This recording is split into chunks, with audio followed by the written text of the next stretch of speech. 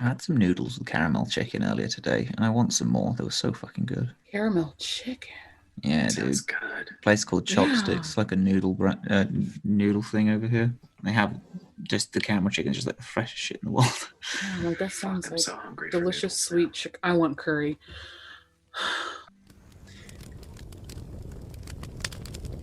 The children that were scattered about the floor of the common room looked at the old man, waiting for a tale of faraway lands and heroic exploits. I suppose we were at the beginning then. The underdog, the grove, the sea, the palace, they all converged right there. Harold, have you ever seen so many different kinds of people in such a big place? How hard could it be to find somebody that knows where Tailwind is? You're a miracle, boy. I shake my head and quietly to myself say, there's no such thing as miracles. I'll tell you what. I'll give you a running start. I'll count to 30. 1, 2. 30, and then I'm gonna run at him and attack him. You told me your history. I was born on that boat. Huh? That ship that your friend is dissecting. I absolutely hate how chipper you always are. And it'd be a good look on you, though. If it's a riddle, I want to solve it. If it's a lock, I want to open it. I'm a holy woman, and I'm looking for things that were taken from me and my people. They could not begin to fathom the situation that they found themselves in.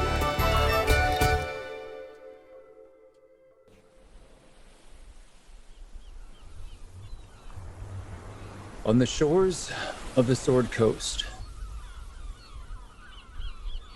Waterdeep spreads outward.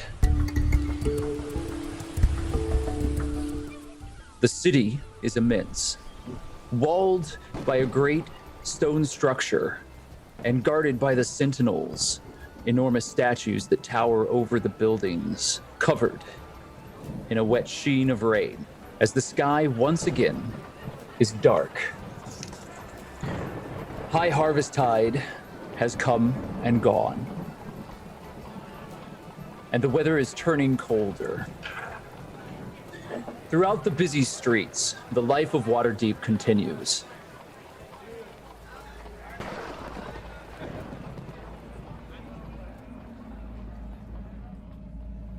And in the City of the Dead, a number of adventurers have taken sanctuary underneath the crypts that lie there. Waterdeep is enormous. However, the City of the Dead is quiet. And in the crypts, a tall, thin, strange, old man guides two figures through a series of chambers, bringing them into a candlelit room that is filled with shadows. Hawk and Saray. The rest of your companions are below. They are gathering all of the necessary things that they will carry with them through the crypts. Your time here has expired. However, before you leave the care of Grave Master Veer, he has requested a conversation with the both of you. He's brought you into a well-appointed room that is full of candelabras. Each of them has burnt low, and the flames flicker. They do not provide as much light in this room as they should, and along the far sides of the cold stone structure, shadows sway and undulate in strange, mysterious ways. I just kind of look sheepishly at Saray. Do you know what this is about? I mean, I've been pretty open in the past about my associations with the Shadowfell, but Not that I don't trust Zir, but keep your eyes peeled, I guess, and be careful. We need to be careful. okay. And I'm gonna follow up the stairs and follow the Graves Master. Me too. He is moving into this chamber, and he floats. He doesn't seem to walk, although you don't ever hear footsteps when he's near.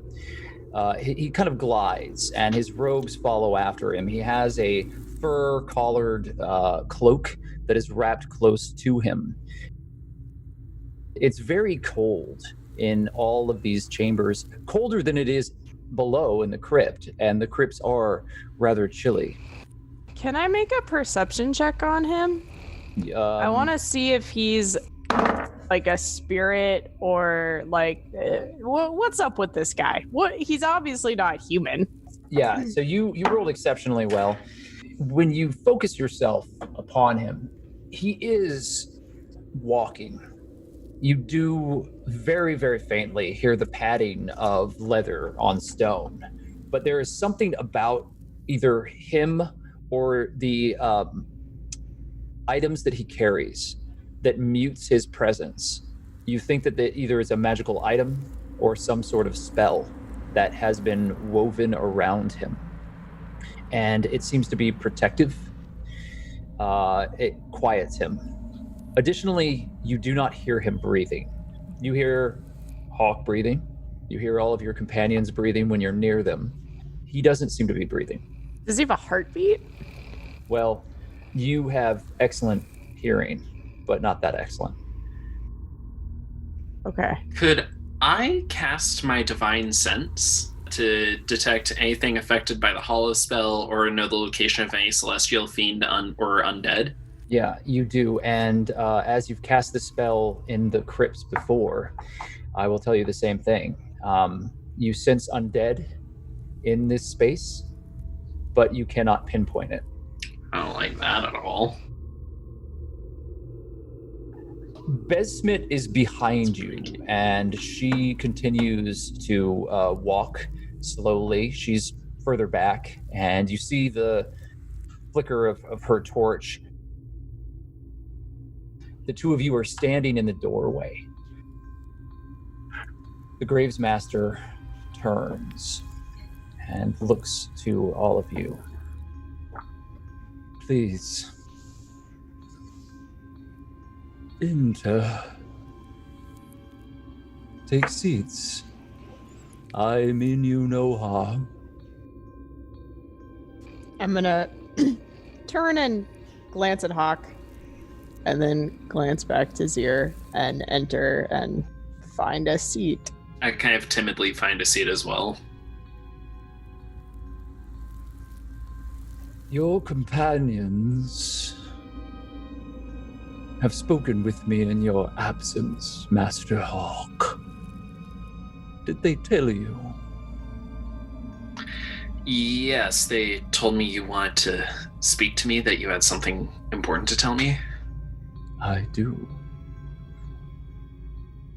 You once asked me of your patron, the Raven Queen. You asked me to lend you aid. Do you still wish it? Yes. I would love to know anything. What do you understand of the weave of magic? What does Hawk understand about the weave of magic? You can make an Arcana check. That's an 11. Everyone who talks of magic, especially wizards and sorcerers and mages across all of Faerun, refer to the source of magic as the weave.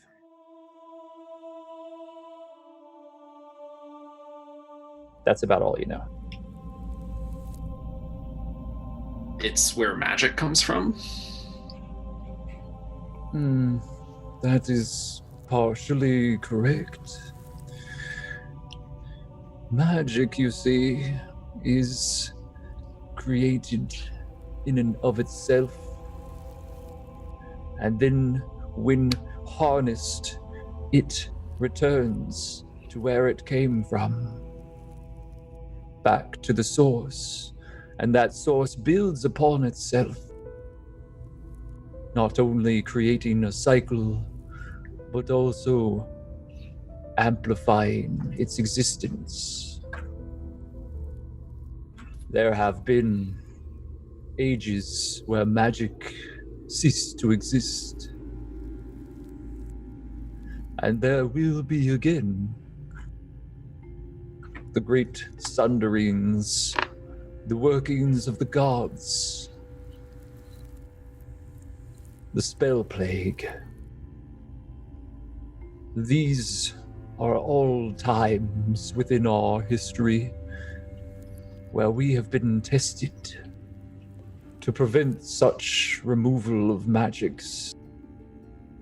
There are those who would seek to shield it, create places for it to amplify itself.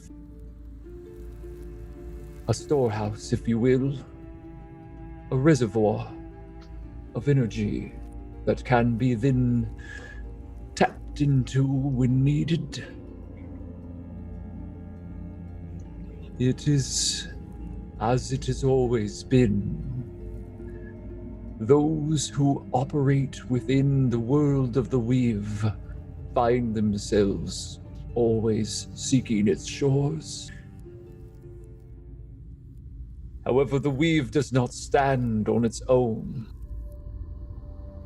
Ayun, the creator god, made two sisters.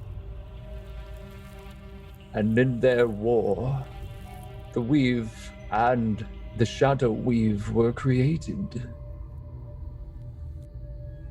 You both know the shadow weave. It has called to you. It has brought you to me. Do you know what I speak of? I look at Saray. Yes. And do you resist it? Clearly not. No, I need it. What you know from your patron is not hers and hers alone. The Shadowfell does not belong to any one entity. It is a realm. And if drawn upon and focused, it can offer you both great power.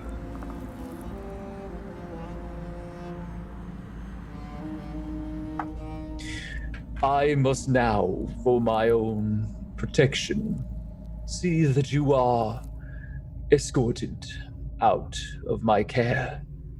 My offer of sanctuary always stood until the point that you brought danger back to my door. That was the arrangement. Phineas Fiddler-Scratch's debt has been paid. However, I am no fool.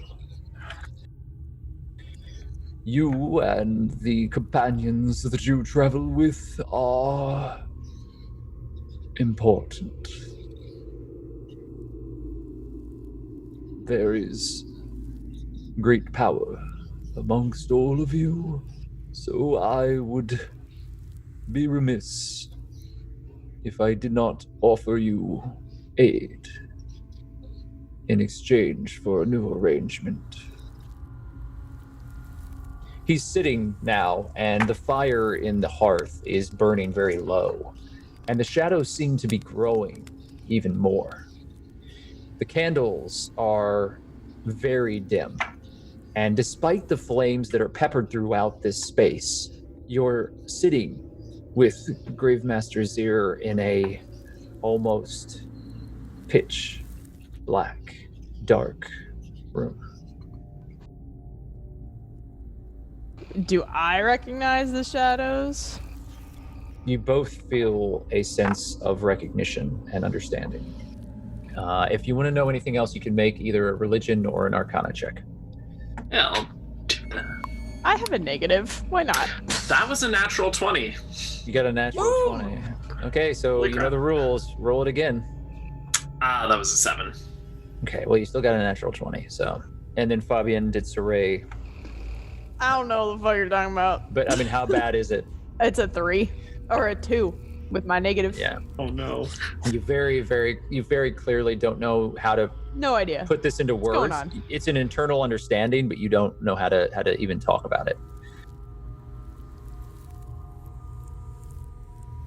I will offer you what education I can, what illumination, and he kind of smiles at that word, what illumination is possible. In exchange,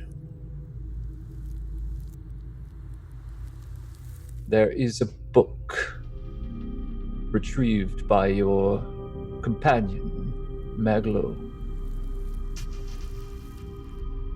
I would like to study it. Can you tell us more about this book? He has it with him. It is here now. I sense it. It is known as the Book of the Black. They are the visions of a Netherese scholar written down hundreds of years ago. Algratha the Mad. Written atop the floating citadel known as Synod. It is of interest to me. Guessing it's not a book of children's fairy tales. You've never heard him laugh before, and you're brought to chill.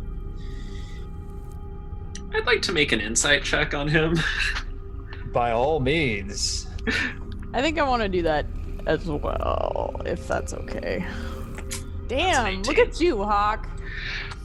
Just rolling good. Oh yeah, what did my 20 on my Arcana check get me again? I'm getting you there. Oh, perfect, cool. What did you get? gosh, not great. All right. 7. Yeah, well, he's creeping you out. And then what was your insight? 18. He's tapping into the power of the Shadowfell. And you don't sense anything remotely divine about it. He is reverberating this power through himself in some way. And you're not certain how he's doing it. But he's weakened the barrier between the two realms in this place. And is tapping into this well of dark shadow weave. You don't feel like it's being used against you. You feel like what he's doing is trying to show you something. He's flexing, as it were. Okay. You don't feel like you're immediately in danger, but you do feel like he is very dangerous, or could be very dangerous. But you also realize that he's very lawful, and that making a deal with him will never be broken by him. Studying him and knowing what you know about him, you feel that if you were to make an arrangement with him, that arrangement would be very strictly held to. What do you plan on learning from this Book of Black? It holds many secrets, things that have been forgot. Knowledge, that is what I seek. The knowledge held there speaks of powers and spells cast by the Netherese. The Netherese do not, as you know, walk amongst us. Their cities have crumbled, and the mages are no more. Rarely we find pockets of their great storehouse of power. These books hold the key to understanding what has been lost. So, not for anything but curiosity? What is it that you fear that I might do? Well, historically, there are many people who have tried to overreach their knowledge and caused cataclysm, or harm, or misery. And you believe that I care about the politics of this land, this realm? What I can say is I don't know much about you. I have been here for very long. I have stood here in Waterdeep longer than most have lived. While here, I have seen a great many things. The destruction of so many lives. I usher them to their final rest, bring them to peace, and if necessary, find use for their disquiet souls. My business is not with the world above. It is with the dead. I serve death. I'll see what I can do about this book, Grave Master, but it's not gonna be easy. Nothing worth doing ever is. So what do we get in return for this? As I said, illumination. And he raises his hands up, and everything goes pitch black, and you can no longer see. And you feel shapes, cold wind moving around you. When you can see again, it's a very, very faint glow. Saray, you immediately recognize this as the gray reverberation of the Shadowfell. And you are no longer in the crypts. You are in some duplicate of the stone walls that were around you, but they seem stacked on top of each other and covered in mist. And that mist wavers, and it separates, and you see a city off in the distance on jagged, rocky peaks. Above, a murder of raven circle overhead.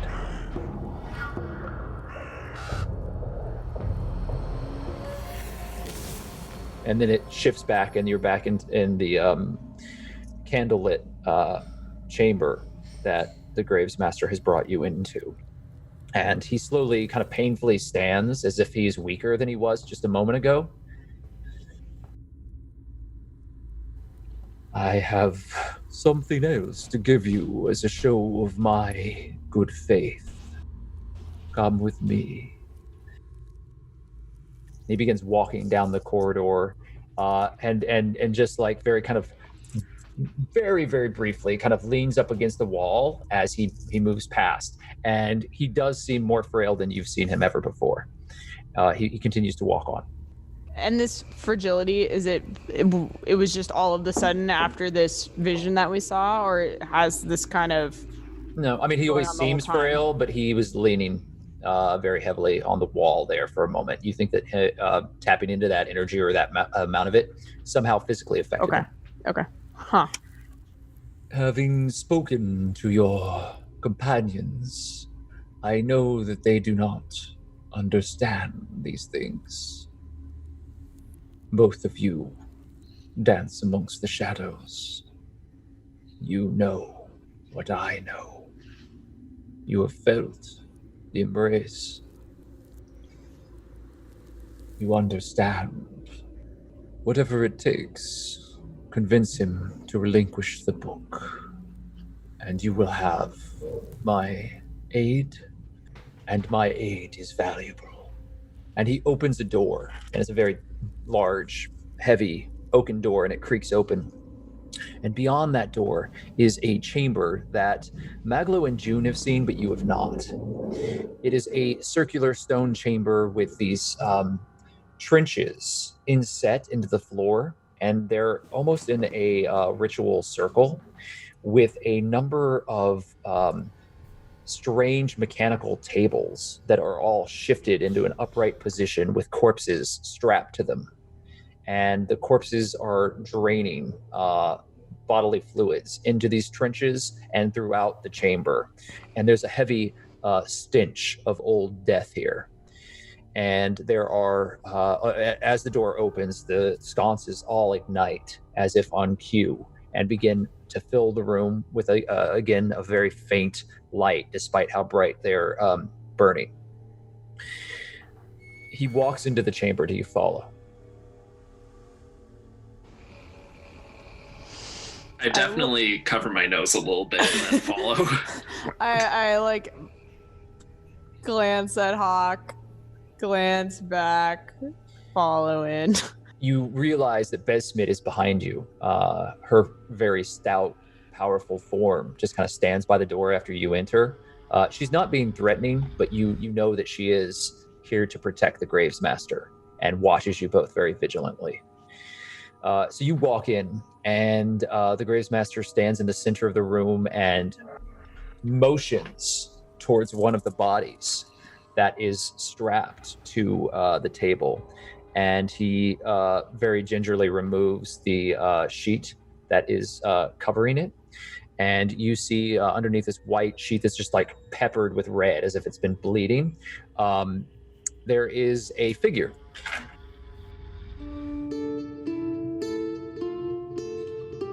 And that figure is a young-looking, either elf or half-elf with pink hair, dead.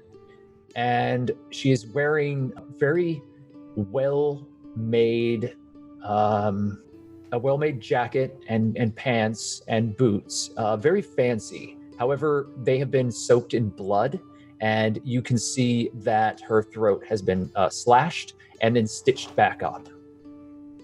It is my understanding. As you see, I have those who work for me as well, who see things. Although my aid does not show itself, the spirits tell me a great many things. They see things. And I have seen a ship of interest to you. The Siren's Call. You seek understanding, knowledge. You and your companions have investigated a crime that has taken place there. I have retrieved the corpse of one of the crew of the Siren's Call. And if you do what I ask, and if we are of an accord, then I will resurrect this unfortunate soul and allow them to share their knowledge with you. You can do that? I can. Yeah, we'll talk to MacLeod. I mean, it's gonna take a lot for him to want to give something like that up. The guy has some trust issues. Do you just need to see this book, or do you want to keep this book? I seek to study this book. When I am done, if young Master Mandorian still has interest in it, I would be happy to assist him. And how quickly do you want this book?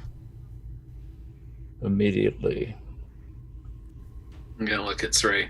It might not be a bad idea to keep it left behind. I mean, could you imagine if the Xanthars got a hold of this?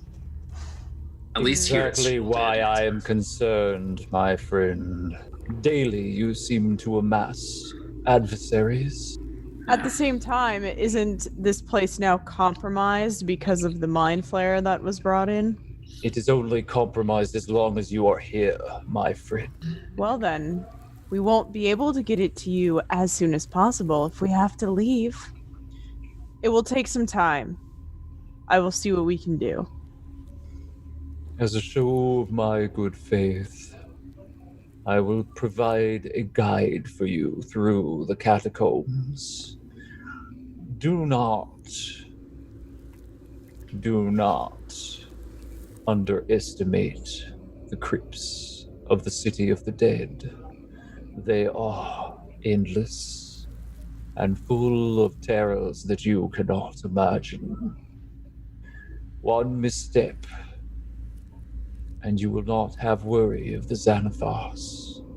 Speaking of which, and I go into my bag and I pull out the haunted necklace. I found this in the crypts. Maybe you could put this soul to rest. He holds his hand up and doesn't touch it. You will return that yourself if you care to ever find rest when you walk between the realms. And sorry, where'd you get that? He turns and then he looks into a shadow of a corner, and there's this cold wash across the room, and something moves in a far corner, and a dead cat walks towards you. It is a black cat, but it is half rotted, and you see its ribs and its intestines dragging after it, and as it does so, like, some of the intestines fall out and it kind of shakes off the rest of it as if it were shaking water off its back. Oh. And flies kind of just shoot out around him. Can we keep him? I love him. What is this part that I know? And it looks at you. It has you see skull on one side of its face as it walks up to you, and then it sits right in front of you, Saray, and looks up at you.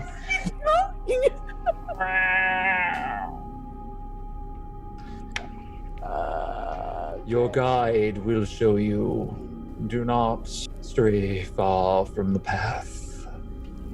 Grace Master, before we go, there are some things I should probably square up, especially in case, I go down, don't come back up. I will not allow that to happen.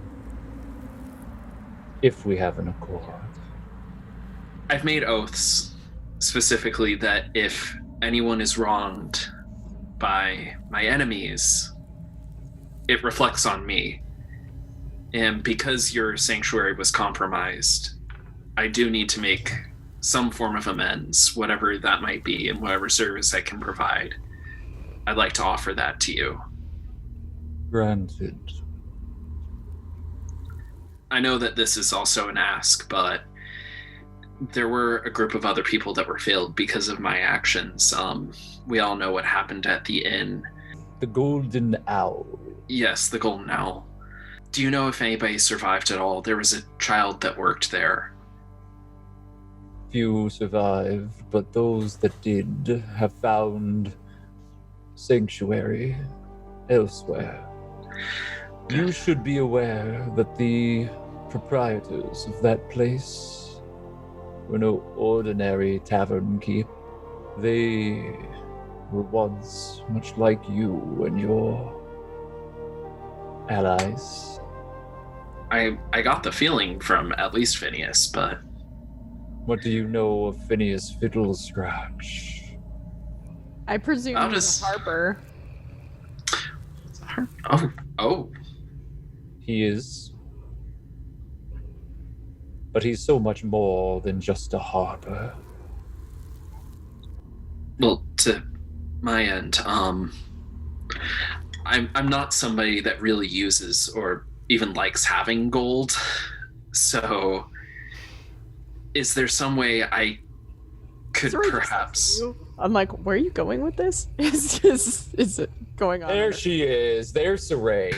There's Saray is back. I said the G word. Yeah. that kid had to go through a lot because of my mistake, and I just want to make sure that kid's provided for. Is there a way that I could, through you, make sure that could happen? Should the youth that you mentioned still be amongst the living, yes, I will make arrangements, but in exchange, I'll need some of your blood. How much? Not so much that you'll notice. And he walks over and takes a bowl off of a table and then turns back to you with a hooked and jagged looking knife. Okay, I was gonna give gold, but so just I take the knife and I run it across my palm. He stops you before you do that and takes your arm and looks at it and then studies it for a good long moment and then takes the hook blade and then very precisely puts a rune on it, scratching it into your skin. It bleeds into the bowl, and as it casts, the wound heals but is a scar. And you've got a on the base of your arm, you've got a scarification that's some sort of glyph. I will do what I can. And he takes this. It's a healthy amount of blood, but you didn't feel it really. It was strange. And he takes it and he puts it back onto the table. Is there anything else before I release you into the crypts? Oh yeah, I should probably give you the gold to help take care of the kid. And I'm just gonna take out, how much gold do I have? I don't know how much gold you have. All the gold? I have 9,000 gold. I'm gonna give this kid a good solid 2,000 gold. Okay, so you take out a bag and you count out 2,000 gold right now? That kind of, yeah. I'm just gonna take a general bag of money. Okay, so I'm gonna have you roll. Roll me 10d10. As you just kind of like shovel gold into a pouch and then pass it off. So Otherwise, it would take an hour for you to deal with that. Yeah, that's 24 plus 28. It's a lot of gold. I mean, these are dragon marks, which are little hourglass pieces of coin. And they're heavy and it's kind of time consuming. So you pull out this whole pouch and you've got this big giant bag of metal. You look like Mr. Moneybags right now. Oh, I don't know what to do with all of this. All right, so you got how much? What was it? I rolled a total of 52. Okay, so you give them. I'm not gonna have you give 5,000. So you give like 3,500 gold. 3,500. Perfect. Yeah. That's too much. That would be too much. You would realize that you've given over half of your gold, and you meant to give like a. So we'll go with that. All right, and then so you give a bag of gold out, and Besmit takes it and puts it into one of her pouches, and then she turns and starts walking you back, and the Gravesmaster stays in the room. Saray, the cat stands and just like walks in front of you and is constantly looking back at you with its kind of glowing yellow eyes.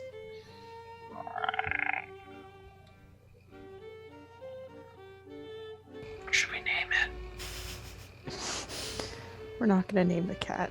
Yeah, we're naming the cat. We have a zombie cat. If you do not walk into the underlayer of this crypt with a name for the cat, Doddle will immediately do it. So you better do it now. Otherwise, it's going to be Senor Poopy Pants or Jacques or something. We don't know. Jacques, but... Listen, Captain Farts is going to lead us into... Oh, that's a compliment, my friend. Listen, knowing the naming conventions, the fucking cat's going to be called MacLeod, and I'm going to... No, MacLeod the cat. The cat would definitely be Hawk. Catlo? All right, so yeah, let's...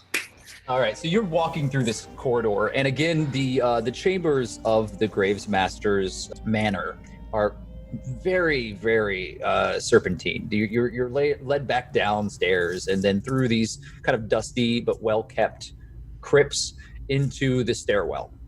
And Besmit takes the keys and unlocks the gate and opens it and just looks at all of you with that like one kind of giant deadish eye. Thank you, Besmit. I'm gonna follow the cat. So, Ray, do you go down? Yes. Are you thinking of doing something else? No. I'm just looking at Besmit All right. with this well, face. Yeah, she doesn't break your gaze. She looks back at you blankly. And then as soon as you decide to walk down the steps, she closes the gate and locks it. This dead cat is walking in front of you. Oh, poor thing. Hawk, you're going first. You come down the stairs. Juniper, Dawdle, and MacLeod. They have been gone for over an hour. You have been gathering items and packing your things and clearing up all of the space that has been used here in the crypts. You've been here now for a couple weeks, like on and off. So you've managed to spread out, and your bedrolls and all of that, the small amount of food that has been brought down to you, all of that has been now packed up. And is there anything else that you would like to do? I mean, Momo wants to steal the Necronomicon, but now is not the time. So It's always time to steal the Necronomicon. We do see a dead cat coming You down. don't. You don't see that yet. No. Okay, we this is don't see that before yet. they come Okay. back. I wanted to do a little time with you three because you've been so patient. Oh yeah, then definitely we're just packing up and trying to get the hell out of Dodge. Picks up this huge box holding all of the pieces of an unbuilt clockwork dragon and sighs so sadly and puts it into a bag like, I'm never gonna do this. I'm never gonna get a chance. Oh, June just kind of pats you on the back. It's all right, man. It's all right. Thank you. I picture Doddles dilly-dallying a little bit, not like on purpose, but she doesn't want to leave. We just got here, and she didn't know where we're gonna go after this. So, in the same way that like a kid's kind of pouty when you're like, okay, it's time to go home. Time to go home. Calder is there, still just drinking rum and kind of like half-assed, kind of picking some stuff up and shoving it into a bag. He feels really uncomfortable. Like he's not. You don't think he's really as drunk as he might seem, but he's definitely he's awkwardly kind of like sad to see you all packing up your house, but also really fresh to all of this. So he's just kind of keeping his distance and helping where he can. A little shook. When do you think we should go up? An hour is quite a long time to be talking. That man talks in riddles. You know how he is. I don't know. I think that guy is terrifying. Yeah. Oh no, you're all right, but I don't know if we should be interrupting. Do you think we should go check on him? Nah, leave it like another hour. You doing all right, kid? You seem distant. Yeah, I'm fine. It's been a long day, and I brought a mind flayer into your group. I don't know. Sorry. You got a lot to process. It's okay to take your time. It makes you feel any better. I brought a 1,000-eyed monster into our group by accident by touching a fish. That's true. Dawdle brought the fish into our group. That's true as well. It seems like I'm in the right place then. Yeah. All right, let's pick your things up here. What do you want me to do with the chicken? Oh, I can carry the chicken. If the chicken would like to be carried. Harold always likes to be carried. She's lazy. She doesn't like to walk. Maglo, Busby, still a little damaged, is flitting around you.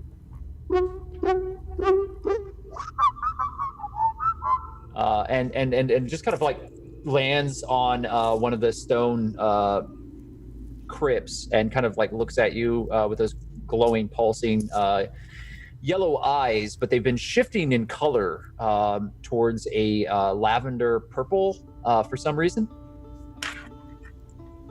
You all right? You've not seen this before. What a pretty color. What's that mean, Maglo? you doing that? Wait, you mean you don't know? He's been doing this for fucking weeks. Just just like, I ain't making any decisions about it. He's just like, he's supposed to be just a normal small automaton, but he just changes. Like, is now able to speak. He seems to be having rational thinking. As the beeping continues, you hear the gate above unlock, and you hear footsteps.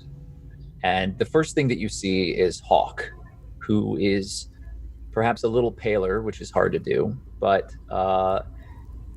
whole.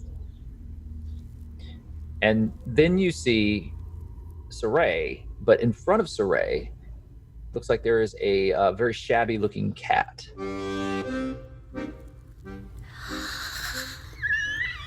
Oh. I'm gonna go after the cat. What? You have a chicken. Don't touch it, Doddle. It's.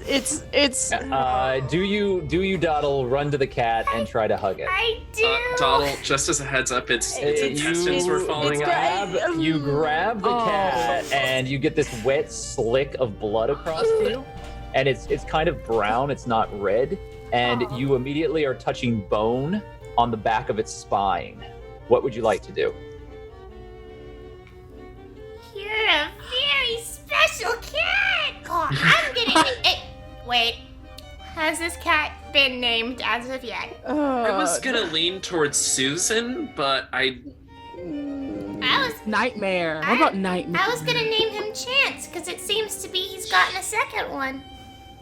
Put it down. About 10. Please, Doddle. Call it. But if we named Doddle, please, Okay. you're still holding it. We Please. can follow the naming convention of Bullet. MacLeod 3. 40. How about Bones? What about Bones? How about this? For the time being, we will just call him Cat until we decide on a name altogether. Oh, okay. Wait. Are we naming this thing that we don't even know? Yeah, we're gonna name the thing. Is this- MacLeod, you're gonna give us that book you grabbed earlier. We're gonna go through the, catacombs. It's fun. It's fun. I know we're in a That's what we're hurry. I understand that, but can we please explain the damn cat? What is this? The Gravemaster Zir has given us a familiar to get us through the catacombs. Oh my gosh. Exactly. Okay. So then we can't keep the cat.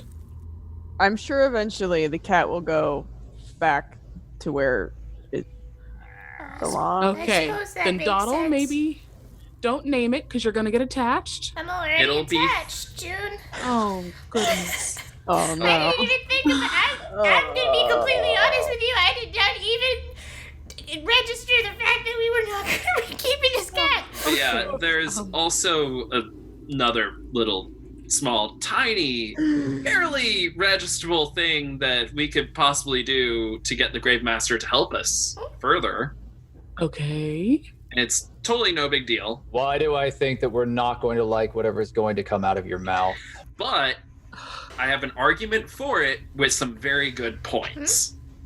June just kind of sits down and puts her face in her hands. Gravemaster Zir knows that you have the book.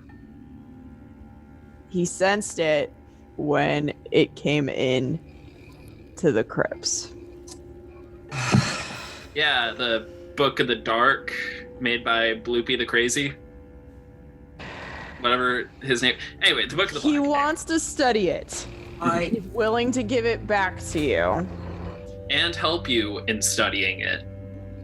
And think of it this way too. If you do lend it to him while we're in the catacombs, there's no chance that the Xanathars will be able to get it or steal it from you in any way, shape, or form. It'll be protected by somebody who can then help you study it further.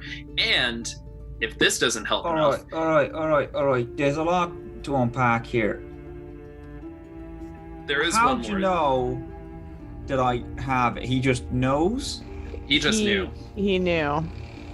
Right. This guy knows his stuff. Apparently, fine. Okay. To be fair, Maglo, this guy seems to know a little bit of what I assume is necromancy, and I'm sure that the dead bodies around here that are probably also the source of what is protecting us in here also allow him to hear and sense everything. I can assure you it is necromancy. No, I've sensed the necromancy too. He does a lot specifically to Oh my god. Okay, Yeah. everyone. And that Undead Cat was kind of a hint that there's some necromancy going on. But his main focus is helping spirits go from one realm to the other. All right, MacLeod, that do you want to do transition. this or not? Because we have to get out of here. There's also no, a dead... I don't. You don't? There's also... He's going to help us resurrect somebody that can help us. Oh, this is a lot. Oh my. There was... somebody may have a connection to the Siren's Call. We'll do it. Oh my god. We already... Kid, we already have connection. We have you to the Siren's Call. Who is it? Who's the person? It's someone who was a crew member on the ship, so they also could probably give us information about everything that went down on the ship. Look, I told all of you already, I haven't seen that ship in a lot of years, so I don't know what's going on with it currently. Can this man just bring anyone back to life? He seems to have a lot of experience as well as years doing the craft. If you will allow me some clarification, friends, I am a little uneducated when it comes to necromancy. It's not really something that I was taught. Why the tension? MacLeod, isn't there somebody that you wish would come back from the dead, or Hawk? Aye, there is. That's what I mean. I don't care about the necromancy. That's fine with me. I'm not the biggest fan of giving. All right. Hi everyone. Agnes stands up and just opens his arm to address the room. On the Siren's Call, there is a secret room. Since I've already been found out anyway, I found... He puts his hand in his pocket and pulls out the book. I found this book there. This is the only copy of this book ever. When I went to go on the expedition, my last one, we were looking basically for this. Not exactly for this, but something like it. The information in this is insane. Possibly a bit cursed. I want to read it first, and I don't want to give this extremely powerful thing to a man that's been neutral to unneutral to all of us. Why did you hide it from us? Because I figured if you knew what it was, you'd... Wouldn't want you to have it. I literally carry around a cursed fucking sword. I don't care if you have a crazy book. I know. And I know with what I've told you now, it just sounds like a normal crazy book. No, MacLeod, I understand that it's a crazy book and it can be used for, great evil, and I understand it's of an insane amount of importance, but I'm a little upset that you didn't tell us. That's all. I did not tell you. I did not tell you. Did not tell But us. you didn't ask me. Now you've brought it up. I'm telling you. I can understand though. It's MacLeod's thing. He's a discoverer, and I understand that he wants to observe it first. If it's as powerful as he's telling us it is, guys, can we all really trust each other? Of course, there's doubt there. I just raised my hand. Excuse me, but I made a deal with the dark entity for power, and y'all call me a fucking demon all the time, so... Hold on, I'm gonna make a perception check. Oh, great. Even though I'm not a demon.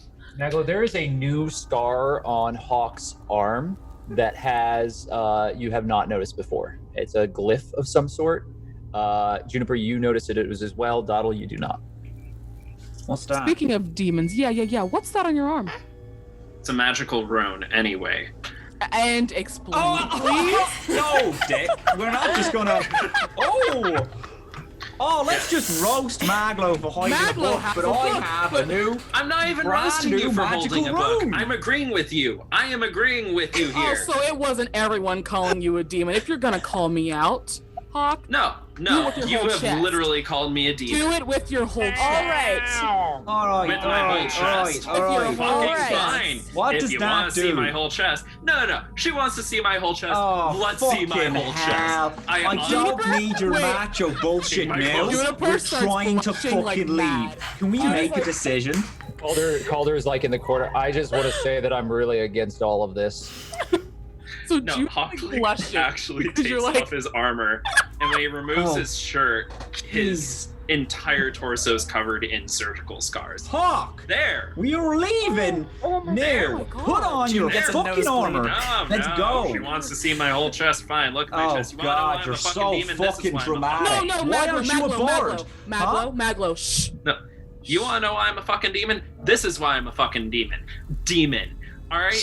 My ancestors are fucking celestials, and they took that shit from me. And you guys call me a goddamn demon. Fuck you. And he puts on his armor again. Don't be too quick. You might hurt yourself putting that back on. No. Fuck you guys and the high horses you rode on. MacLeod, I support you having that book. In fact, I really want you to have that book, and I don't want the Xanthars to get it. So yeah, I figure if we put it in a really well-warded place, that where you actually will know where it is, you can come back and talk to the Gravesmaster who has experience in this shit, and you might learn something new. What does the rune on your arm do? What does it do, Hawk? It's to help find the kid, okay? There's a kid? The kid from the tavern. Hey, Chrissy. Yeah. What? And Gravemaster Zir just put that on you. Are you sure that's what it's for? Christoph was the full name, but Chrissy is what I know what MacLeod is doing. I was just making it clear to the players so that they weren't. Alright, that kid's out of life because of me, so this is to help him find him, so that way the kid can get taken care of. Okay, well this is a lot. Let's finish packing up and get the hell out of Dodge. Here's what I think we should do, MacLeod. And Hawk and everyone. Hear me out. Keep the book for now, MacLeod. If there's anything very, very, very, very world-changing, altering, apocalyptic in that book, then we will rediscuss whether we should allow... Yes, Calder? I hate to be logical in all of this, but didn't MacLeod already say that there was world-altering ending stuff in that book? And by the way, I just want to ask a second kind of attached question. How many world-altering, horrible, magical items are you all carrying? Fish. This book. You got and then we have Hawk. Yeah, Hawk has a sword. Not a world-altering. So Ray seems to have some kind of world-altering pillar. I have this. I think that's fair. Juniper has that shield that does the crazy vine thing. Oh, my shield is divine. You know, it's... Anyway. I think our friendship is the most world-altering thing here. Oh, that's concerning. That is so concerning. It's very Oh, that doesn't help us, honey. Anyway, wait, Saray, that's just what I'm asking. Give me a day, just to read through the whole thing. And we'll rediscuss it after we have a little bit more information of exactly what's in this book. But I do trust Gravemaster Zir. Yeah. I will say that. I don't think he is out to destroy the world or destroy us, because let's be honest, he would have done it already. Yeah. Honestly, he's the type of person where when he makes a deal, he holds up to it. I mean, he put up with us for weeks. We're surrounded by dead, and he's a necromancer, and he didn't sick the dead on us in our sleep. Yeah. So. Okay, point taken. Fine, alright, I'll just give me the one read through. I will give you that, but after that, we need to rediscuss it, alright? Alright, fine. Right, let's get everything together and get out of here. Bottle, what you want? God, is there a way that I can do a cheeky little Arcana check on that book? Because I remember Matt telling me that if somebody reads that, they're gonna go insane, and I don't really want MacLeod to go insane. Yeah, you can make. Yep, you that's can what make. happens. You can make. You can make an Arcana check. That's the shit he wasn't telling you. MacLeod, no. Oh, that's nice. 8 Fucking plus 8. hell. What is your total, Mama? 28. Wait, no. 26. Yeah, that's pretty good. So you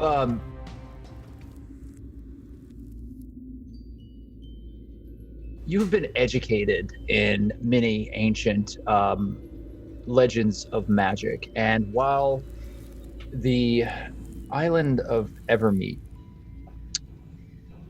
avoided too many conversations about human magics and what they have done to pervert the purity of the weave, there have been cautionary tales, and none are stronger than the tale of the Netherese. Ancient mages that were taught originally by the elves, and they took that magic and thirsted for more. They sought out an ancient race older than the elves, known as the Saruk, and the Saruk taught them forbidden things. This was the beginning of the end for the Netherese, because they delved too far into powers that they didn't understand. That book holds many of the secrets that were held within the Nether Scrolls, which caused an entire sundering of magic. Any who read the words of the Netherese unfiltered find themselves slowly descending into madness. There are no tales of any mortal mind withstanding the secrets that were revealed unscathed. Take what you will out of that. Actually, MacLeod, and I really hate to interrupt here, as regrettably, I don't think my communication skills are as good as everyone else in this group, and I know very little about the serious matters that all of you speak of. But please don't read that book. No, I'm gonna read. Just won't. No, it's fine. It's fine. No, I'll just read it. please. We gotta go, by the way. No, MacLeod, please don't dismiss me. I'm very concerned because I've just remembered that those who have read those scriptures, it doesn't end well for them. The people who read scriptures aren't me. We gotta go. Alright? Listen, they're holding our tail at the minute. They know where we are. So, let's move on. Okay. Yeah, perfect. All you have to do is give him the book. I lean back. But, yeah, after I read it. That's the whole point. No, I trust Doll's take on this. Doll's got 300 years on us. The undead cat walks in a circle and then sits in front of you, Saray.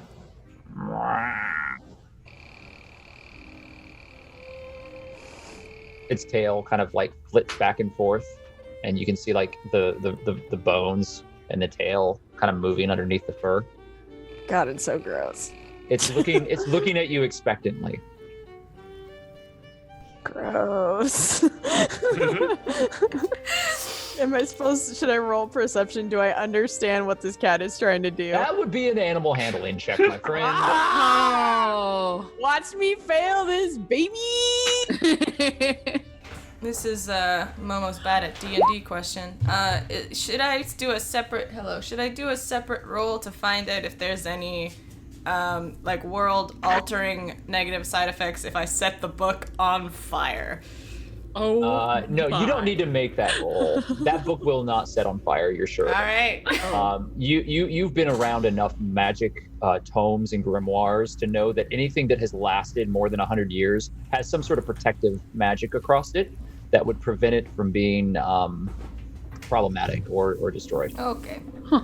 Hey, Doddle, don't you have a spell that allows you to find out what the magical effects of a magic item are? Yeah, but I have to stay put for like something like 20 minutes. And I don't know. Right, you know what? This is fucking pathetic. Maggie's gonna walk up the stairs towards where Gravesmaster's ear hides. You walk up the stairs, and Besmit is standing there. Where's Gravesmaster's ear? Her eye just kind of like trails off, and she motions towards the hallway. Thank you. You walk right up to the gate, and it's locked. And Can you open the door? I want to speak to him. She walks away. I literally have the thing that he asked me to give him. She stops and turns and holds her hand out, and then she turns and walks back. And you wait there for a few minutes, and yeah, I know. Eventually, though, you see the light of her torch, and she and Gravesmaster Zir approach, and he's kind of floating through the hallway towards you. And his very pale, gaunt form appears before you as the lights here seem to dim a little.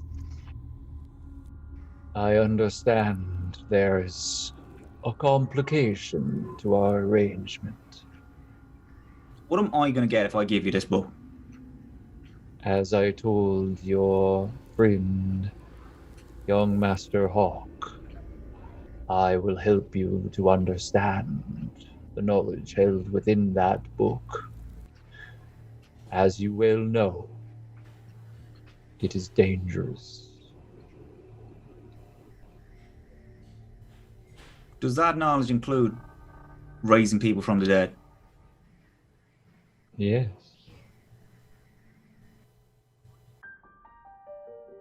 So if I give you this, you're going to help me learn how to raise people from the dead. Without any gods getting involved. Just me. If this is a power that you seek, you need not resort to groveling at the feet of the gods for it. I will show you the way. MacLeod hands him the book. You pull the book out, and did you have it wrapped in anything, or was it just? After it fell out originally, MacLeod would have maybe wrapped it up in a small amount of parchment, but nothing really aside from that. There's this immense, just tense, silent moment as soon as it leaves your hand, MacLeod, and as you're looking upon the Gravesmaster, it confuses you for a moment, but there's this ghost of a smile across his face, and you've never seen that before. You didn't think that his face was capable of making that sort of expression. It's not comforting, but it's also not. You can make an insight check if you want, but I'm going to give you this much of it. It's not sinister, or it's not intended to convey any sort of danger to you.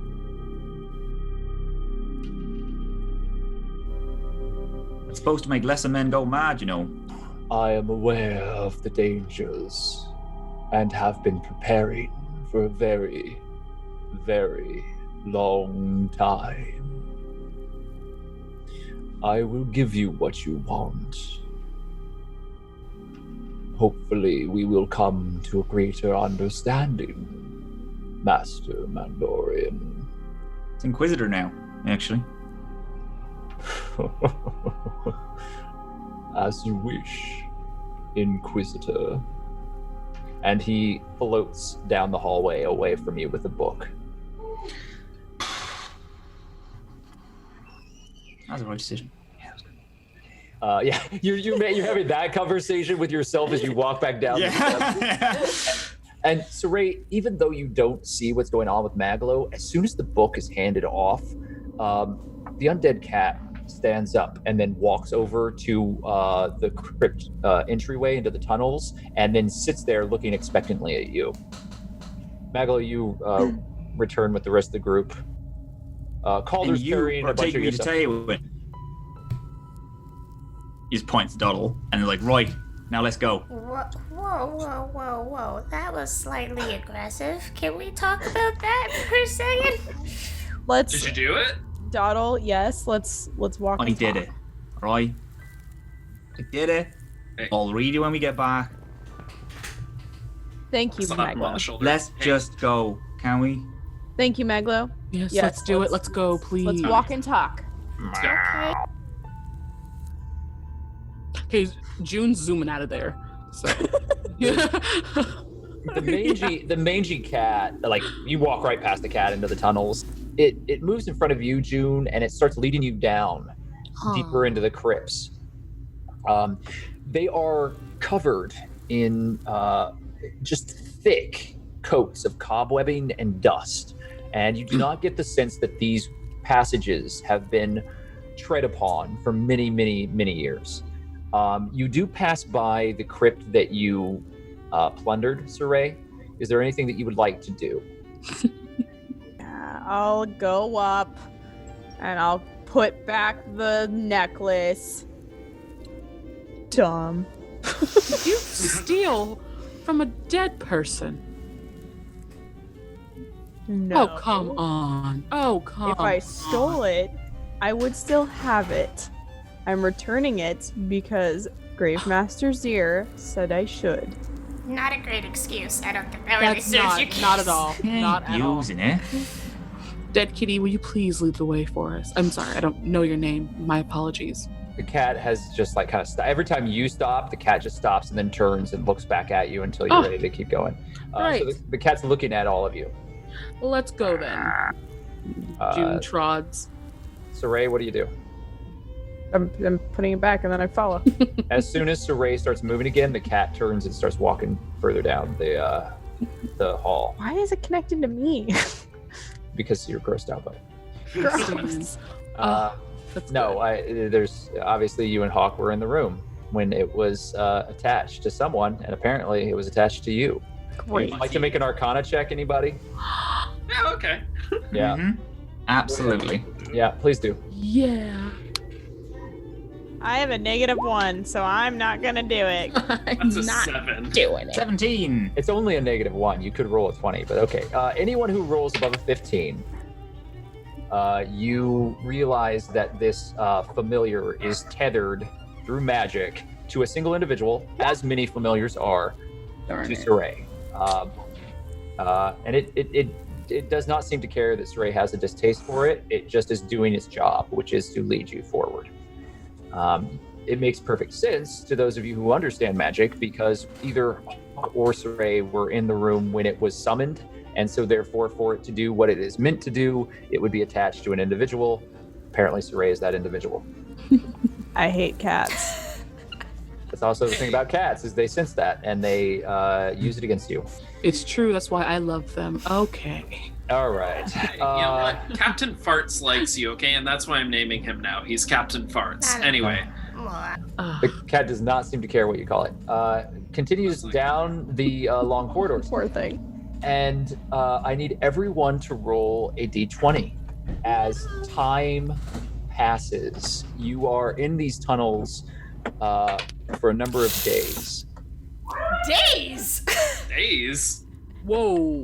I got a 4 and we're in there for days? Damn, the rest of us though. I rolled it out here. Do you want me to roll it in there too? Congratulations. Yeah, you could. I trust you if you want to tell me what it is. I like if you roll in, if it's not an inconvenience roll, and roll 20 for these bigger rolls, but I don't. I trust you all. So okay, it's a 13. It's not like great or bad. Yeah. So everybody's fine with the exception of Doddle. Doddle. No. You do not get rest. Can I say for narrative purposes that Maglo pointing at me and saying you're gonna take me to Teowin kind of stuck with me a bit? Yeah, sure. I mean, that makes perfect sense. It unnerved you, and you're starting to wonder if you're actually safe here in this group. But you are paranoid, and you are tired as you've not been able to rest well. You are not able to get benefits of a long rest. You can only get benefits of a short rest right now. So if you haven't already re-upped your spells and all of that, just follow the rules for short rest only. Everyone else gets a long rest. Yeah, you probably are all right, Donald. But for narrative effect, it's probably more of a role play thing. you all are going deep into these crypts, and it is silent and cold and very lonely. And you walk past these immense walls that are inset with all of these stone nooks that have skeletons stacked into them. There are roots that have grown out of certain sections. These trees are not healthy, and you sense their struggle to survive and their pain in this place. They are grasping onto life desperately, and it's more of a striving for life. It's very dark, and only the light that you bring with you is available, unless you have dark vision, and I know some of you do. However, does the group decide to use a torch or magical light? Yeah, I'm gonna cast the light cantrip. Oh, thank goodness. This will change this next decision. So on the day that they're getting a bit more in, MacLeod has like a bunch of his usual gears out and like, right, if we're going in and this is dark, I'm going to make myself some dark vision glasses. So what are we doing here? Because yeah, you know that if you do that and they're casting light, that it's going to counteract it. Can if I am in front of the light that they cast, can my dark vision still work, or? You have to be over 20 feet away from them at all. Okay, so then I'll scout ahead just enough so my dark vision still kicks in. And do we want me to make the goggles, or do you want me to just leave it? Because what if the light goes down for some reason and we're just kind of trapped in the dark? No, do we not want like an actual torch? Let me confirm. Two sources? Let me confirm a couple things with you first of all. That I believe that Dottle and Hawk both have night or dark vision naturally. I believe. And Juniper and MacLeod, you're the only two that do not naturally have dark vision. Correct. However, if you use dark vision, remember that you do not see colors, and that you are it's only limited. Shades, right? Yeah, you're limited in some other ways as to how that vision functions. It's not perfect sight. Only light is going to provide that for you if you want to be able to see things in a more complete way. Oh, but I have the. Oh yeah. So who here has the ability to make light happen? I do. I hold up my hand and I go, oh, and I cast light if I make that noise. I also dork. do. I'll tell you what, Doddle, do you want the boots? Does anyone else want the boots? I was just playing with the cat. She's like, huh? Do you want the boots? The ones that can like move you back? Oh, I feel like those might be more suited for somebody else because I kept forgetting I had them on last time. It's alright.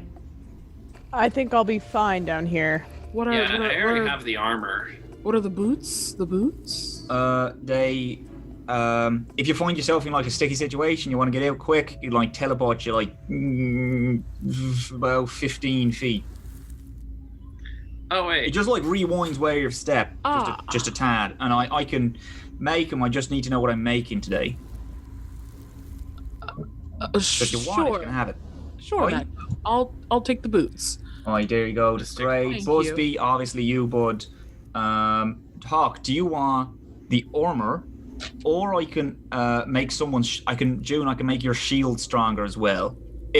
Either one or the other. I can't make your shield and make Hawk your armor better. I can only do one. The armor's been a huge help so far for me, but right. June, if you need. No, I'd rather no one touch the shield. That's fair. Yeah, let's give it to Hawk. You know, I can. MacLeod chucks Hawk a small, like metal circle that he puts on it. Like Iron Man? Actually, I can see in the dark. So, Juniper, if you want, I can use my spell to allow you to have light illuminating you if you want. Or oh, that's okay. Wait, June. Hawk. Yeah. Is there a touch component to that? Yeah. Juniper, I think it would be so helpful to you if you had some light on you because, you know, we have dark vision, and I just think that it'll be really useful to you down the road.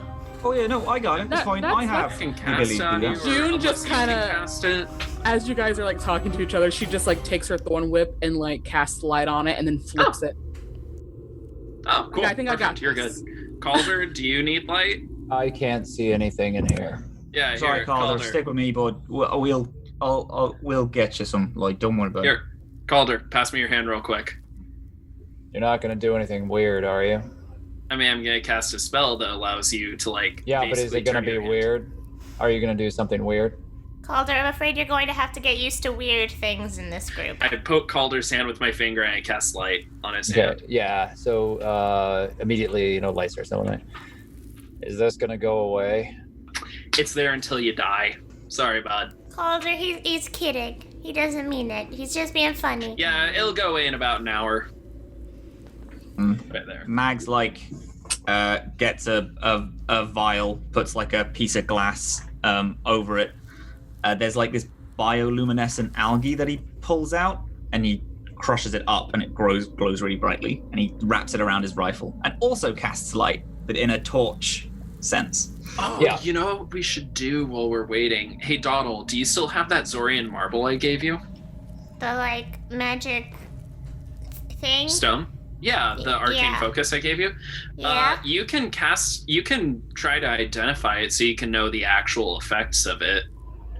I was told that it can protect you from mental incursion, which is kind of why I gave it to you in case we ran into mind flayers, but...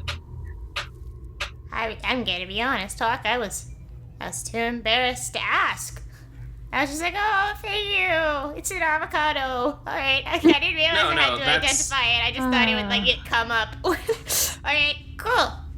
Maybe not now, because we got stuff to do. But maybe when we like find a place where we can settle down for a bit, I'll cast. I'm only saying because we're being chased by things whose kind of MO is to like mentally and do the whole mental incursion thing. That is so true. You are so smart, Hawk. Okay, identify. I need a pearl worth at least 100 gold. Oh. We should have thought of that before this. Can we like zip up to the surface real quick? No. Okay. It'll be a good luck charm in the meantime. Also, it's an arcane focus, so you can use that to cast your spells instead of material, like the little materials, other than like the expensive stuff. Huh? We'll figure that out when we get to it. We'll talk about it later. It's literally just a magic crystal ball. Yes, go. I got that bit. Everyone now has arranged themselves so that they can see, and you've been moving through these corridors now for some time. I need, since Saray is scouting ahead, I need Saray to make a number of, go ahead and make 5 sleight of hand checks. Sleight of hand? Yes, please. 5? 5? Yeah. Oh man. Yep. 1. Oh, wow. It did it in fucking D&D Beyond, and I got a nat 20 as my first D&D Beyond roll. That only one showed up in roll 20, right? So yeah, you got a natural 20, you got an 11. What else did you get? No. Okay, I only got an 11. Okay. Well, it says a natural 20 here. Does it? Yeah. It just Take it. Oh, it's not a 20. It's a unnat. It's a dirty 20. Gosh darn it. Yeah, okay. 11, dirty 20. What's your third? 16. 13. And a 14. Woo! All good rolls.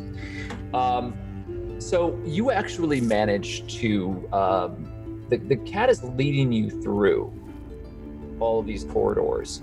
However, there are areas where there are overhangs and the ground is unstable, as if the stone floor were caving inward. And you managed to pick these spots out, and you guide your party across them, and no one causes any sort of cave-in or any sort of danger that they might have like slipped into a sinkhole or something like that. because the cat doesn't seem to be concerned about any of that. The cat is just leading you through the corridors forward. And when the days kind of start to end, the cat stops at a decent space and just kind of waits and lets you decide what you want to do. But when you camp, do you have a routine that you and the rest of the group stays with? May I actually Yes. think I have the alarm spell. And if I have that, yes, I do. So you have a circle around you and the rest of the group. Is that all that you do when you rest? And do you all sleep at the same time? I just kind of need to know what your routine is. Same time. We should take turns. I was sleeping. gonna say. Yeah. I can rest for 4 hours and be full, so I'll take the first watch of June, do you want to take a watch together? That'd be nice. Let's do that. All right, Maglo, you and I can take a watch then. Baldur, do you want to take a watch with us? Yeah, I'll do whatever you need. I'm just riding this fast and loose because Az isn't with us, and I assume that this is how they would kind of handle some of this. It's very good. Oh, I love it. You're doing the voice perfect. Pretty good. Honestly, it's surprising. Nox has very good impressions of all the other characters. Like in TPK, it's spot on sometimes with like what a character would say, how they would say it, their accent. Like we have no choice but to stand, is what you're saying. Oh yeah. Yeah. So the three of you are taking watches, is that correct? Doddle, this sense of dread continues with you. You are still under the short rest hindrance. And so what I need everybody to do who's taking a watch is to roll a D100. They're in 78. they're in roll 20. 90. 90? Oh my god! Oh my god. Oh my god, you're kidding. No, and she was the only one that was on watch alone. Oh dear. I got 3. God damn! Oh, Wait, how? How? jeez. All right. So everyone is asleep. Hawk, you are standing guard. Now, who were you? Did you have a partner in this period? Maglo and Cole. Maglo. Okay, so we'll come back to you. Doddle, you and June are on watch. If there's anything that you would like to roleplay, you may now do so. Everyone else is either resting or meditating. The cat does not sleep and just sits there motionlessly, staring at Saray. I'd like to mention Hawk has a deviated septum, so you can hear the snore. June and Doddle, make insight rolls, please. Okay. Oh. 12. 8. Okay. His snoring is reverberating off the walls. If I had a pillow, I would just gently. Anyways. June, Yes. I had a question. All right. You seem very calm and collected, and I think you communicate your points quite vividly and with a sense of gentleness to them as well. I'm supposed to protect my people, and I'm supposed to lead them, and do you remember when MacLeod just pointed at me and said, "You will take me to Teowin"? What am I supposed to do? What kind of leader just lets that happen? What do you want to do? I just want to keep my people safe. And I want them to trust me. Would Maglow's being there break that trust? We don't take to outsiders very well. But what should I say to Maglo? That's something I can control in this minute. Tell him the truth. Tell him you don't want to take him to Teowin. And honestly, if Maglo is who I think he is, he will, no matter what, try to get in. And if he does, it will not be on you, it will be on him. Sorry, before you go any further, I don't want to ruin this Saray. moment. I don't want to ruin the moment, but we did lose Fabian, so it split all the screens. So if you could just pause for just one moment. Fabian, are you able to jump back in? Taywin will remember you disrespected their heir. Eowyn can suck my ass. I don't give a fuck about Taywin. Oh, that's it. I'm gonna get there. Woof. I don't give a fuck about Taywin, says the man who's obsessed with Taywin. Yeah. So funny. I don't give a fuck about their laws. I care about their knowledge. I want to Okay. suck their brains. Okay. It's Oh, fine. awesome. Sorry, guys. I'm gonna try this and see if this works out better. You may continue your conversation. I apologize for the delay.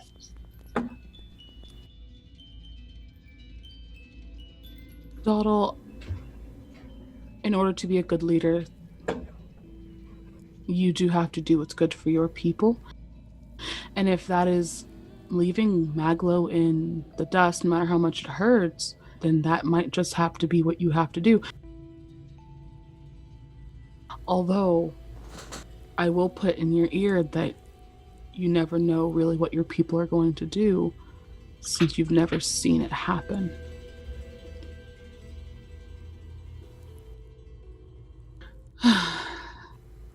Do you want to shut Hawk up? Do you like Hawk? June just starts blushing so hard. You can be like, I always just think he's handsome, but I don't know if I like him, or I need a little more time to process my feelings, or, The demon is handsome. Let's, is it still our turn to watch? Should we wake up the next person? Okay. Okay. Good talk. The rest of your watch passes without incident, although the sound of Hawk's snoring continues to reverberate off of the walls. And in the far distance of this very serpentine crypt system, you hear the dripping of water in the distance, and a strange, cold breeze from the outside seems to work its way down. You're not certain from where it comes from. In the chamber that you've chosen to camp in, it is a circular room, and it has a number of shattered stone encasements within it, and there are the remains of long dead citizenry of Waterdeep within it. These are very old crypts, and although you have been within a crypt for the past few weeks under the shelter and the sanctuary of the Graves Master, this place is even older, and there is a definite sense of sanctity and rest here. And it is very easy to find yourself isolated, and even though you're in a group, lost. The sounds of the world above are completely gone, and all you have are the sounds that your party is making as they rest, and that cold breeze that seems to be tracking its way through some of these passages. The guard shift switches, and Hawk, you and Maglo begin your shift as Dawdle and June find their rest. Dawdle, you do find that you are staring at the ceiling most of your rest, as you are unable to get all of these thoughts out of your head, and the general discomfort of the place around you haunts you. May I speak to Maglo briefly? That's, yeah, absolutely. You may, within the course of the narrative, as to whether or not Maglo wishes to talk to you, that's up to him. Yeah, I'm gonna shake him awake and be like, Maglo! Maglo! Oh, hi. Maglo! It's my turn. Yeah, it's your turn. Maglo, MacLeod, may I express something, please? Sure. I don't appreciate the way that you spoke to me earlier. I thought it was quite demanding and disrespectful, and I would appreciate if you perhaps altered your tone when speaking to me in the future, please and thank you. What about you're taking me to Tywin? Yes. But you saying that back at Rosie's shop when you said you're never going to see it, that's fine. But me saying you're taking, that demand is bad. But your demand is okay. I'm just gonna look at June. Gotcha. June is definitely like listening. She's like perched up a little. You hear this as well, Hawk, as you're kind of like rubbing the sleep out of your eyes. And Saray, you're meditating, so you also hear this. In fact, the only person who doesn't hear all this is Calder, who's fast asleep. Okay, alright. Don't take the magic command to Cool Island unless he says please. Oh, watch time, come on. June, do you want to jump in on this, or? All I will say is that I feel like you shouldn't put Dottle in this situation. It's not fair to demand to see someone's home. That's all I'm going to say. Unless, you prompt me to say more. We good? Let's go wash, buddy. Yep, all right. Ready. Let's do this. So the two of you begin your watch, and the rest of you finally do make your way to sleep, although it might be somewhat fitful. And as Hawk and MacLeod, the two of you kind of sit in this empty crypt, the sound or lack of sound is unsettling.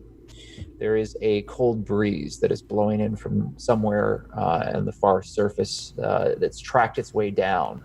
You have no doubt that you are quite a ways under the rest of the city. However, you have no real way of understanding your positioning within Waterdeep. What do the two of you do in the hours that you are taking your shift? I take a swig out of my water flask and pass it over to him. I'm alright, thank you, buddy.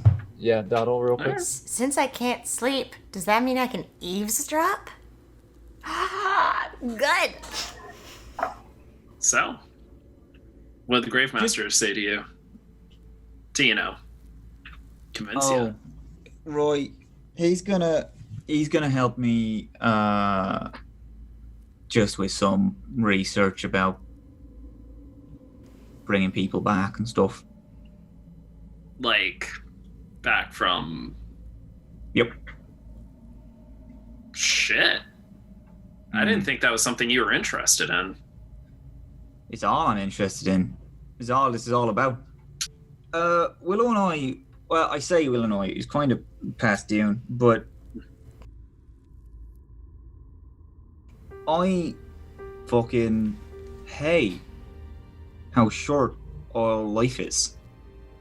It's tiny. It's like insignificant. What elves live what 600 years? We live 70. Well, sometimes you live shorter. 70. Oh yeah. Oh. I'm not human. Yeah.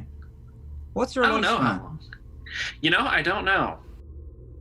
In it, like, I'm not drawing the comparison to other things, but like tieflings or have something to do with like a bloodline. There's some demonic entity somewhere down the line. Are you the same? That's the thing. I don't know where my ancestry is from, really. I think my dad's my dad, but... Did you grow up in a church? You're a paladin, right? You used to be before everything happened, did you? Well, no, I still am. Just I serve a different god, but I grew up in Neverwinter, like, you know, this small town outside of it. And then Oh shit! That's why you. Oh right, yeah. That's why you're asking. When I was part of the army. What part? Oh, like the main city or just outside? Just outside. My family owned an apple orchard in this small village. When they found out, they just kind of sent me and my sister off. When they found out? What about you being... Yeah, I mean, most kids don't sprout wings and start flying around. So your parents just sent you away? Kinda, yeah. Born of the Celestials, they serve the gods, so... Yeah, no, I grew up in a monastery in Baldur's Gate, in the upper city. Hell, that's a long ship away. Yeah. I don't know if you've ever been, but Baldur's Gate is... Not really. I stopped off like a week when we were on leave. One of my old squad was like part of Baldur's Gate, so we went for like a week. God, I fucking hate that city. Yeah, it's a great place to live if you're really rich. I can imagine. Anyway, you're looking to learn Resurrection. Oh. Like... So, my mom, pa, my mom's dad, they all were trying to find a way just to, like, make life more. Elves have cracked onto something that I don't know, but if it's genetic, we can probably change it. Willow and I, we wanted to live for longer. You can't see the world, things get in the way, but if you live for like 600 years, you can see it, you can experience stuff, and just by the simple act of traveling around and seeing the world, you can get smarter and you can adopt more cultures, and it's a thing that humans are fucking terrible at. Orcs are the same. Half orcs live like 30 years, and you have tieflings and stuff. Nobody really lives very long. We were looking for the secret originally. You know the Netheries? They're like a group of mages. Yeah, Gravemaster Zirfildus, and they're mages that learn things that they should never have learned, and sundered the weave and made magic stop working and all of that. They lived in these floating cities, like huge floating castles, and they destroyed themselves because they're fucking idiots. But Willow, me, a little group, we got together with like old friends of ours and like mercenaries and stuff. We went because we were trying to find not necessarily that book, but something like it, some information on how to live longer, something to like that we can give to people so they have a choice on whether or not they want to like live or die, or I don't know. On that expedition, not all of us died. Willow did. I need you both to roll initiative. Oh. Hawk with those threes. Fucking loving them. Don't matter if it's D20, D100. Gotta love those threes. Yeah. You both are caught unaware.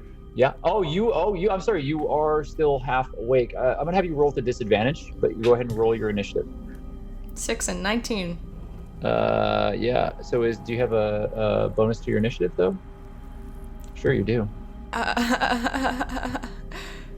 +3. So yeah, 9. 9. Okay.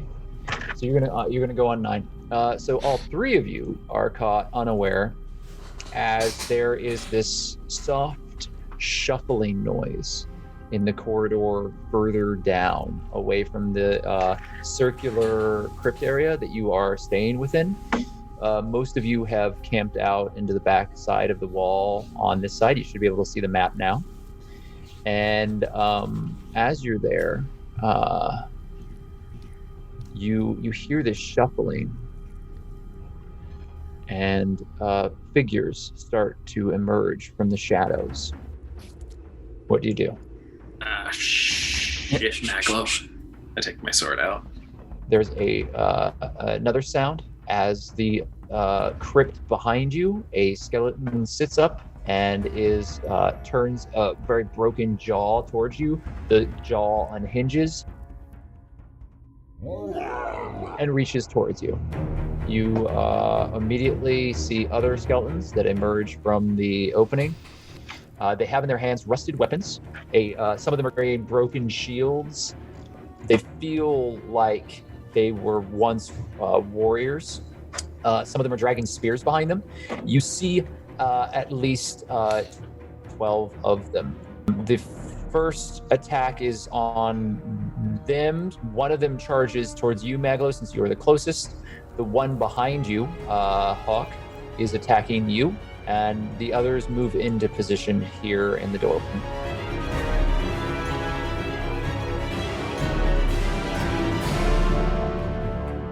All right. Hey, listen, everybody.